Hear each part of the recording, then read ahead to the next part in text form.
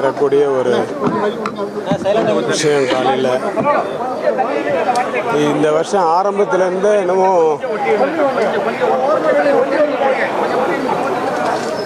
Chowdhury sir,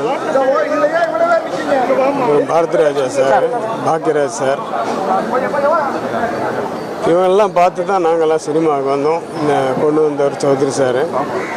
நான் அவர் வச்சு direct பண்ணல, ஒரே ஒரு படம் வந்து டைரக்ட் பண்ணுறதுக்கு ஒரு சான்ஸ் கிடச்சிது. அதாவது சுயம்பரம்னு ஒரு படம், 24 மணி நேரத்தில் எடுக்க வேண்டிய ஒரு படம்.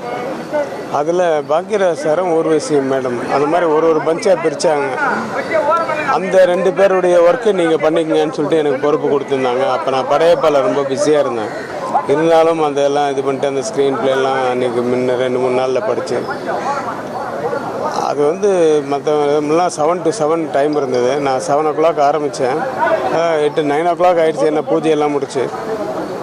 எவ்வளோ கோஆப்ரேஷன்னா 2 பேரும் நீங்கள் சுயம்பரம் படம் பார்த்தேன் போதும், அவங்க 2 பேரும் வர்ற அந்த காட்சிகள் பூரா நான் தான் டைரக்ட் பண்ணேன்.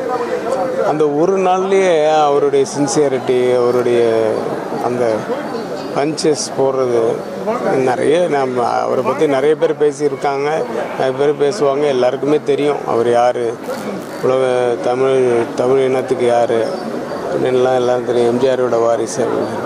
ஆனால் திரையுலகத்துக்கு ஏன் இப்படி ஒரு இதில் ஆரம்பத்துலேருந்தே ஆர்ஐபி நிறைய பார்த்துட்டோம். அந்த வருஷம் ஆரம்பத்துலேருந்தே. இனிமேலாவது தமிழ் உலகத்துக்கு வந்து தமிழ் திரையுலகத்துக்கு வந்து நல்லதே நடக்கணுன்ட்டு நான் ஆண்டவனை பிரார்த்திக்கிறேன். அவரை ஆத்மா சாந்தி அடையணும். ஏன்னா ரொம்ப வாங்க ரவின்னு என்னமோ அந்த க்ளோஸ் ஃப்ரெண்டு மாதிரி தான் என்னை ட்ரீட் பண்ணுவார். எங்கே பார்த்தாலும் அது மாதிரி ஒரு டைப்பு. எப்போ சிரிச்ச முகம். நான் சின்ன வயசில் அன்னக்கிளி படம் பார்க்கும்போது பின்னாடி உட்காந்து படம் பார்த்துட்டு இருந்தார் ராஜகுமாரி தேட்டரில். அப்போ அந்த ஆறுன்னு ஒன்று ஒரு மோதிரம் போட்டிருப்பார், அது ராஜன் அவர் பேர். அதனால அந்த 6 போட்டிருப்பார். அப்போ இருந்தே எனக்கு பழக்கம் தான் இல்லை. அப்போ இருந்து நான் அண்ணாந்து பார்த்தேன். அன்னக்கிளியிலேருந்து அண்ணாந்து பார்த்த ஒரு மனிதர் அவர். ஏன்னா 14 வயது நிலையில் அவருக்கு ஒர்க் பண்ணியிருக்காருன்னு தெரிஞ்சு, அதுக்கப்புறமா சூரல சித்திரங்கள்லேருந்து ஒவ்வொரு படத்துக்கும் வந்து மிகப்பெரிய ரசிகர் நான். அதுக்கப்புறமா அவர் கூட பழகக்கூடிய அந்த காலம் கிடைச்சது இந்த படைப்பாளி சங்கத்தின் போது. பாரதிராஜா சார், பாலச்சந்திர சார், இவர் எல்லாருமே. ஸோ மறக்க முடியாது, என்றைக்குமே மறக்க முடியாது. நீ எப்போ திருப்பினாலும் ஏதாவது ஒரு சேனலில் இவர் வருவார். இவருடைய வாய்ஸ் கேட்டுகிட்டே இருக்கும். அலாதியான ஒரு குரல், அது கேட்டுகிட்டே இருக்கும். அது மறையாது.